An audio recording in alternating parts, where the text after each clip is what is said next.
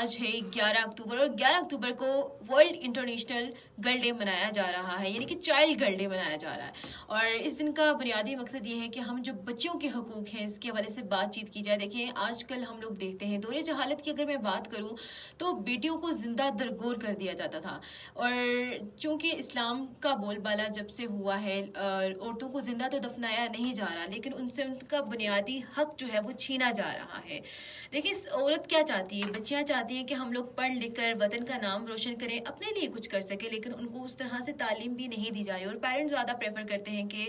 اپنے بچوں کو یعنی کہ مردوں کو لڑکوں کو تعلیم دی جائے، اور چونکہ ان کی اس سے نسل چلتی ہے۔ لیکن اس حوالے سے ہم لوگ بات چیت کریں گے آج ہم اپنے شو جو کریں وہ بچوں کے حوالے سے شو کریں۔ پھر دوسری بات چیت ہم کریں گے کہ دیکھیں بچوں کی جو کم عمری میں شادی کروائی جاتی ہے، آج بھی دیہاتوں کے اندر اور آج بھی پاکستان سائڈ کے اندر بہت سے ایسے لوگ ہیں جو کہ کم عمر میں بچوں کی شادی کروا رہے ہیں۔